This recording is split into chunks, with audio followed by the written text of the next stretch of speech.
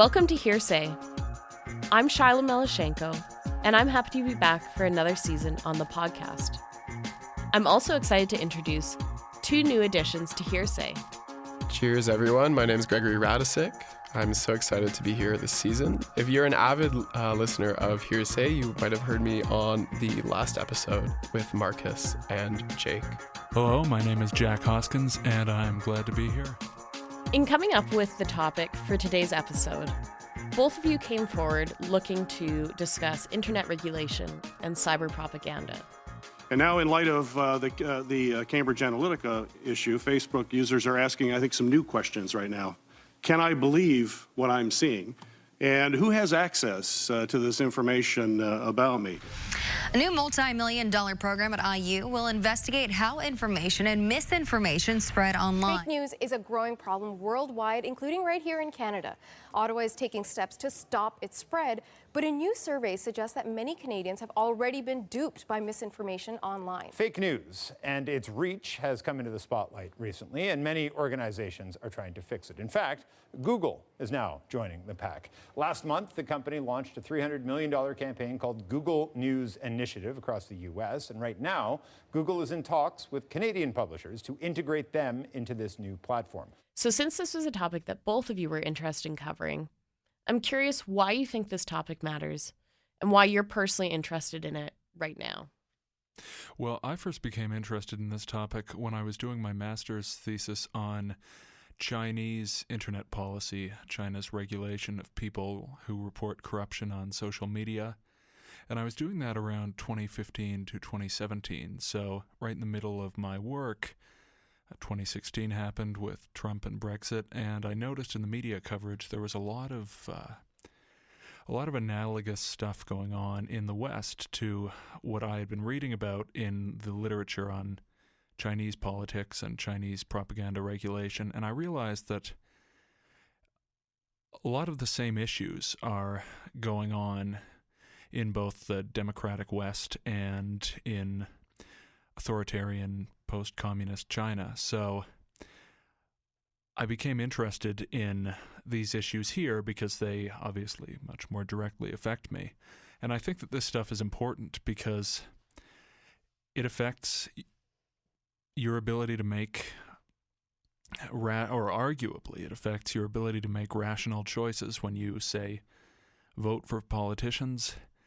And we need to understand propaganda and its effects in order to make better decisions about the issues that affect us most going forward. Well, along similar lines to Jack, I first became interested in the topic during my undergrad. I did a degree in German, and as one can imagine, a lot of the German history tends to be about how an entire population became essentially brainwashed by a certain doctrine. And following that, I went into a master's in marketing, which a lot of that has to do with the current regulations or even lack thereof of regulation within the marketing and advertising spheres. So all in all, propaganda is not just a thing of the past, it's a thing of the present. And hopefully it is more controlled going on in the future.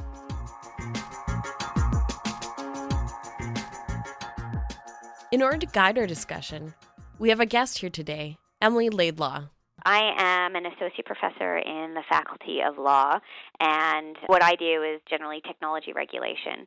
And so what I look at is things like platform regulation, so the regulation of companies like Facebook and the Googles and the Twitters of the world that basically provide access to third-party content. I do a lot of work in the area of privacy and cybersecurity and human rights and technology issues.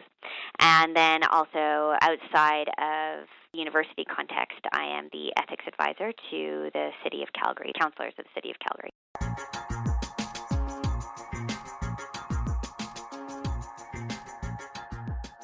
We began by asking Dr. Laidlaw about the different approaches that have been taken around the world, mainly in the US and Europe, to solving this problem of disinformation campaigns, of hate propaganda, of fake news.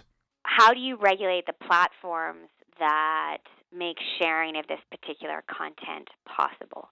And, on the one hand, there is the view that, the marketplace of ideas is the appropriate way to regulate this, which is essentially to say that you fight speech with speech, that if you let this information circulate, individuals will be able to discern and figure out the truth, be able to correct any untruths, and in that way, this is kind of the best regulatory settlement, right? And the other view is that there needs to be quite hefty regulation of this particular content.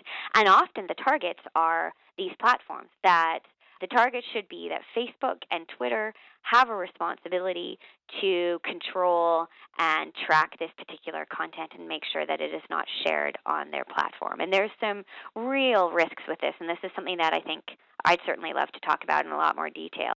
Next, we asked Dr. Laidlaw about a term you've probably heard of if you paid attention to the news over the last couple of years: disinformation. Disinformation is generally defined as the deliberate spreading of false information to deceive. Fittingly enough, the word comes from the Russian word dezinformatsiya, derived from the title of a KGB black propaganda department. And supposedly Joseph Stalin coined the term.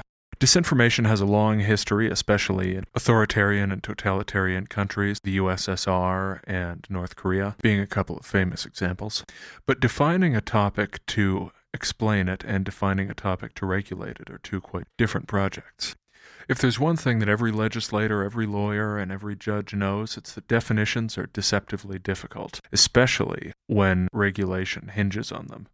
And if not done properly, they can mean the difference between excellent law and a terrible one. How do you actually define what disinformation is, and to be able to then create a standard to impose on these particular companies if it's even appropriate in the first place? Disinformation itself is not, at least on its face, illegal. There's no specific laws against disinformation. And in fact, what I'm seeing on the other side is actually more of a struggle. So I've read, government reports that say we should look at imposing obligations on platforms to remove manifestly illegal content, and sometimes they'll mention things like disinformation.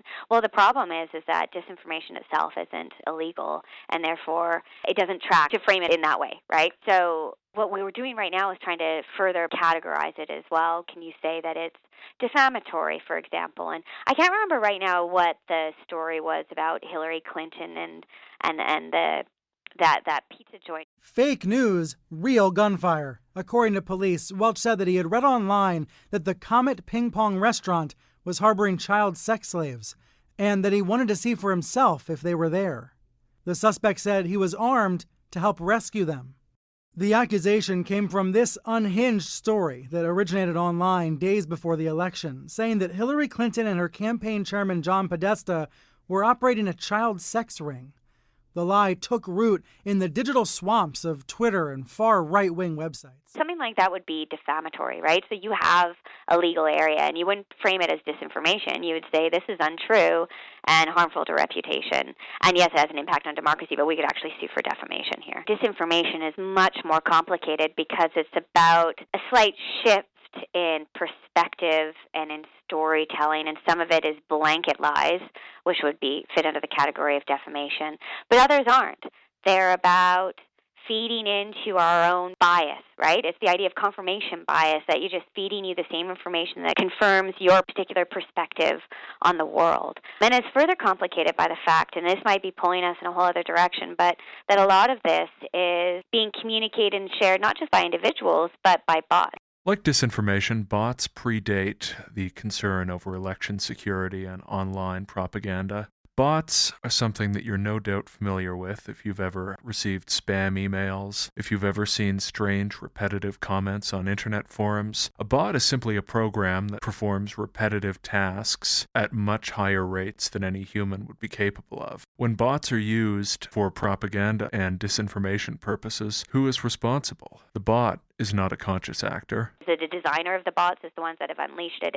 Is there no avenue to hold anybody responsible? And what kind of responsibility do you want to impose? Is it liability for the content itself, or are we just looking to kind of rein this in and take down that content? But that's a different regulatory regime. People are entitled to be biased. They're entitled to hold offensive opinions. But what they're not allowed to do is express content that's, for example, promoting hate speech or, as I mentioned, defamation, or it might be even a situation where it perhaps could be an invasion of privacy if they were revealing particularly unreasonable and offensive, sensitive information about somebody. But disinformation is just its own category. It's a strange one, and it's really hard to pin down. And one of the biggest risks is that if it's not pinned carefully, you end up capturing a whole host of content that's incredibly important and valued with our right to freedom of expression and important as part of participation in democracy. There is a specific challenge to regulating technology, that being that innovation is legal, and innovation happens fast, often much faster than policymakers and committees can get together to respond. The law is often outpaced by technology, and that it's really hard to predict where the technology is going to go. And so some of the things that end up being debated are whether, if you really want to narrowly target a mischief, technology-specific regulations are ideal.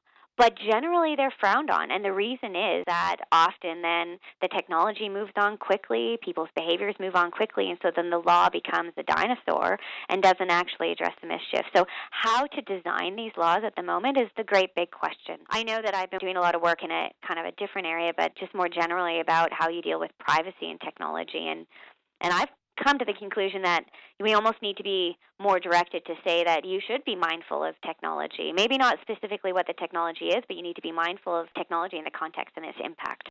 While there aren't disinformation-specific laws in Canada, there are many laws that cover disinformation practices from a different angle. There's a whole host of different laws that might apply. Our immediate reaction is to think of this as potentially a security threat, right? But generally speaking, our national security framework, including under Bill C-59, does not particularly contemplate this. So it speaks to a gap, right, in this area that we haven't really regulated. Where you do see some regulation of disinformation is in a different context, and that's more communications regulation. And that would be what the obligations are on, say, private companies when it's hosting unlawful content.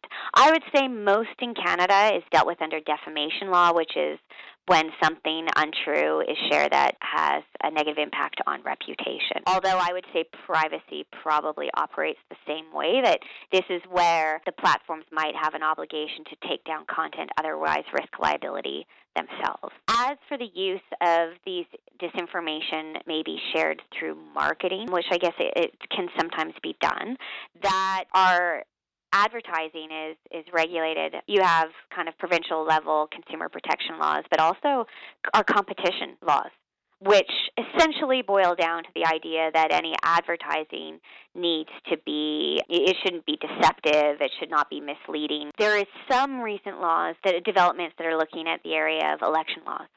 And so this would be, for example, the recent obligations that the government has imposed when it came to political advertising during elections, essentially creating a registry. And this led, to things like Google saying that it was going to prohibit any political advertising in Canada because at least they said that they didn't think that they saw a way that they could manage that. Whether you agree with that perspective or not, at least this is the reason that they gave. And I'm trying to think if I know that there are other laws that are implicated. I think that one of the ones is some of the private sector regulation of data protection and data. And this isn't as much about the communication of advertising as much as if you are a company and you are collecting and using certain data, do you share that with third parties that might then create these disinformation campaigns? And are you sharing and using the data in a way that's not permitted under our data protection legislation? Will you commit to changing all the user default settings to minimize to the greatest extent possible the collection and use of users' data? Congressman, this is a complex issue that I think deserves more than a one-word answer. Well, again, that's disappointing to me.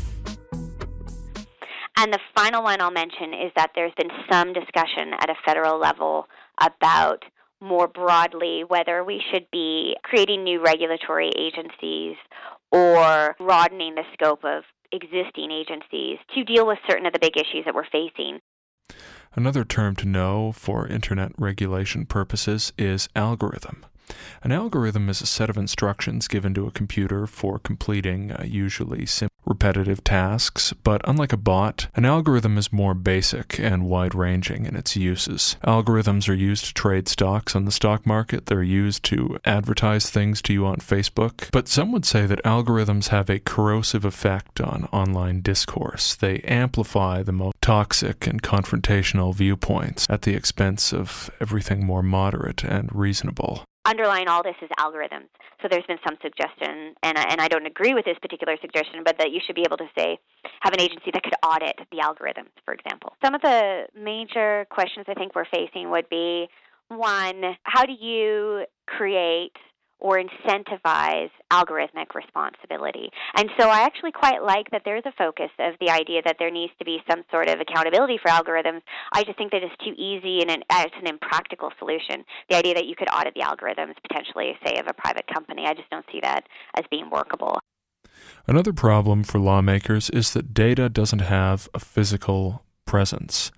It doesn't have borders, it doesn't have boundaries, so capturing it within one jurisdiction is difficult.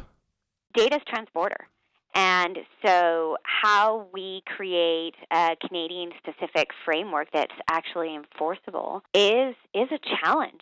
And we're seeing this debated at the Court of Justice of the European Union recently. It went to the Supreme Court of Canada as well.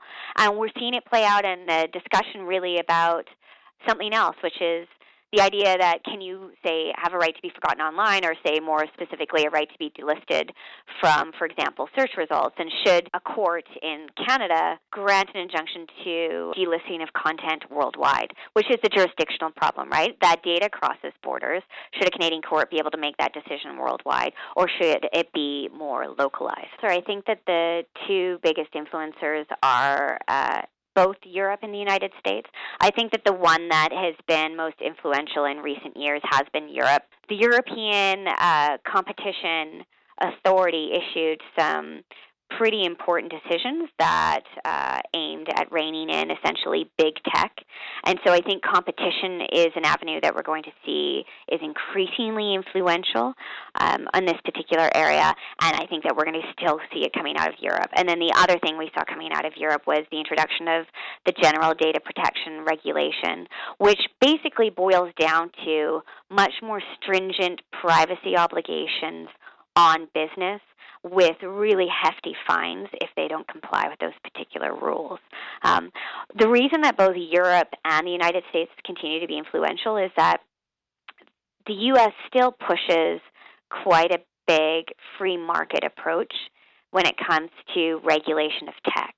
So I think we're seeing a standoff, and it'll be really interesting to see how this plays out between Europe, which is pushing for greater regulation, and the United States, where you're seeing a much bigger push for the continued deregulated market that we see. I mean, this is an oversimplification, but you get the idea that generally the tech businesses have been kind of left to themselves in this unregulated space to develop their business models.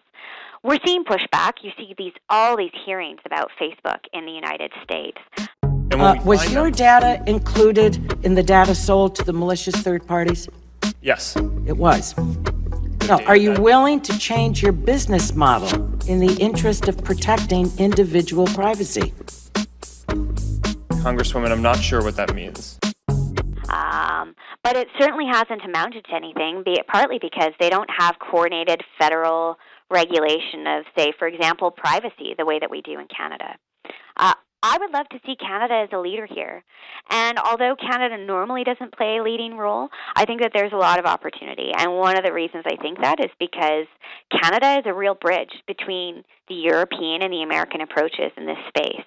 And so it'll be really interesting to see this kind of what Canada could come up with in this sort of bridging role. I think one of the things that it's worth mentioning is how these types of disinformation campaigns have worked and what has changed. And I think one of the things that it might be useful for the listeners to know is that, you know, the old ways that we used to, the digital marketers, for example, would work, or not digital, but just marketers in general would be, for example, it might push products to women between the ages of 35 and 50 who live in the suburbs, for example. So you might figure out gender and age and location and kind of figure that out.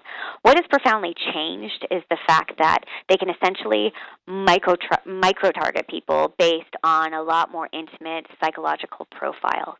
So they figure out what kind of their essential viewpoints are on the world. Are they more outgoing? Are they creative? Are they more cautious? All these features about them. And they gain this information just by the fact that we go online, right? So every time you go to a website, what you're searching ends up being picked, and the sites you visit are picked up by data analytics and shared with data analytics companies, and they're creating profiles about you. Every time you like something on Facebook, or you just slow down scrolling through your Facebook feed, every time you share content, you're leaving like these little digital bits out there about the way that you think. How do you sustain a business model in which users don't pay for your service? Senator, we run ads.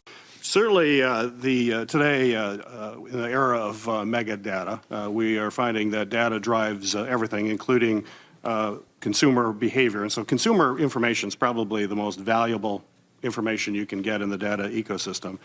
And certainly, folks, as you've mentioned in your testimony here, people like the fact that they can have targeted ads that they're going to be interested in, as opposed to being bombarded by a lot of ads that they don't have any interest in. And that consumer information is important in order for you to tailor that. But also people are now beginning to wonder, is there an expense to that when it comes to perhaps exposing them to being manipulated or through deception? You've talked about artificial intelligence. You brought that up many times during your testimony. And I know you've employed some new algorithms to target bots, bring down fake accounts, deal with terrorism, things that you've talked about in this hearing. But you also know that artificial intelligence is not without its risk, and that you have to be very transparent about how those algorithms are constructed. How do you see artificial intelligence, more specifically, dealing with the ecosystem by helping to get consumer insights, but also keeping consumer privacy safe? Senator, I think the core question you're asking about AI transparency is a really important one that people are just starting to very seriously study, and that's ramping up a lot. And I think this is going to be a very central question for how we think about AI systems over the next decade and beyond. Right now, a lot of our AI systems make decisions in ways that people don't really understand. Right. And I don't think that in 10 or 20 years in the future that we all want to build, we want to end up with systems that people don't understand how they're making decisions. So doing the research now to make sure that these systems can have those principles as we're developing them, I think is certainly an extremely important thing. I mean, if I saw the profile about myself, I'd probably be really shocked at how intimate. I'm probably shocked to find out information about myself, right? About who it thinks that I am. And it's because of this that the targeting of either advertising or disinformation campaigns are now possible. And I want to add to this that one of the major proposals for fixing this, when they say, well, how should we regulate it, is well, we should flag content as being untrue, right? We should hire an army of people. I know Facebook has done some of this and kind of flag and point out to people that there's really maybe a questionable source.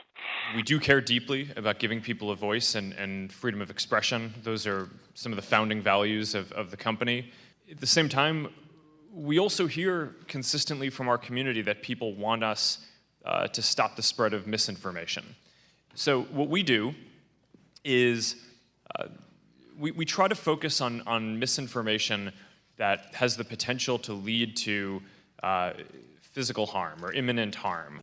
Meanwhile, Google has announced that its YouTube streaming service has disabled over 200 channels, appearing to engage in what it calls an influence operation around the Hong Kong protests. It says the channels behaved in a coordinated manner while uploading videos related to the Hong Kong protests, such as through calling the participants dangerous, vile extremists.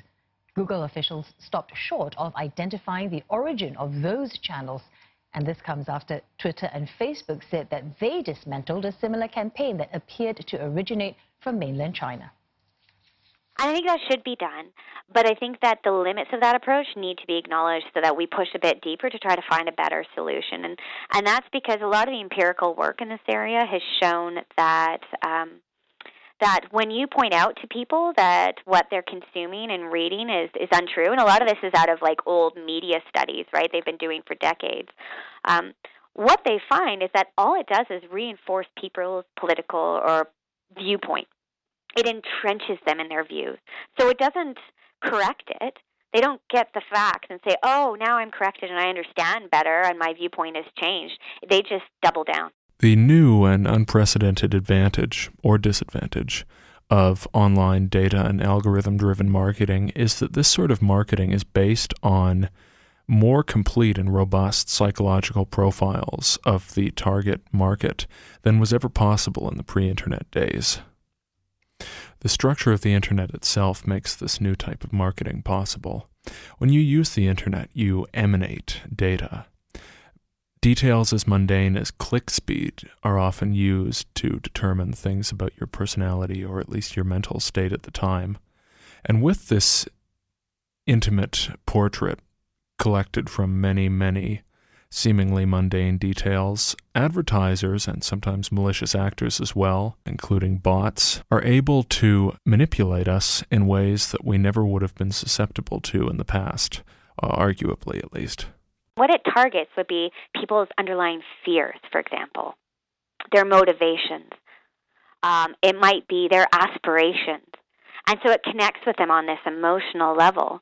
And because they participate in it and sharing in it, then they're invested in a different way. And then they share it with others who might be like-minded like them. And so it ends up being just, it's shared and accepted in a way that old forms of propaganda and marketing just couldn't possibly achieve.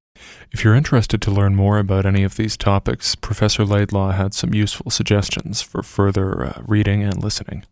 For some of the big issues in tech, there's some really great podcasts. The Atlantic has a great podcast dealing with digital tech issues, like big discussions about artificial intelligence and so on.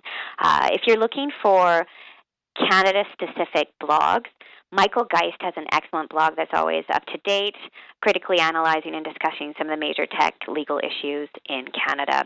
And also, if you're looking for something more specific to national security, for example, you could take a look at, say, the Intrepid podcast, which is Kent Roach and Craig Forsyth do the work on the Intrepid podcast. I would say just more generally for news, I'm a big fan of reading The Guardian. It's more UK-specific, but it has a wonderful technology section. They've done great work recently studying issues such as online abuse. They have excellent breakdowns of a lot of the major European cases, and as you know, I talked about that they're having such a huge influence on Canada, it's a good resource to get to know those issues. Before we conclude, we'd like to leave you with something to think about, which is we've been talking a lot about how to regulate online disinformation campaigns, pernicious speech, and so on, but not why.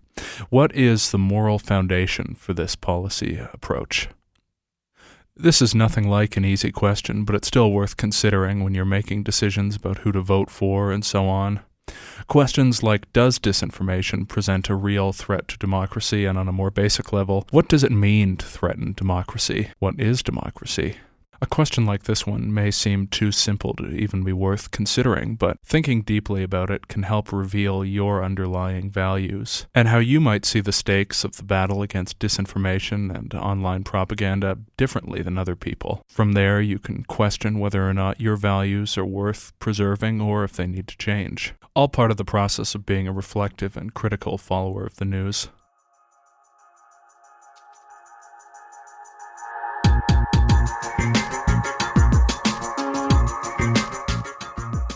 Thank you for listening.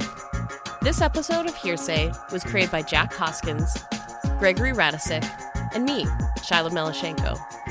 We record this at CJSW Studios at the University of Calgary on Treaty 7 land. Hearsay is a project of the Calgary chapter of Pro Bono Students Canada, a national network of law students. Thanks to our guest, Emily Laidlaw, for her time and wisdom on today's show. You can download Hearsay as a podcast on Spotify, Google Play, Apple Podcasts, or wherever you get your podcasts. We'll be back next month.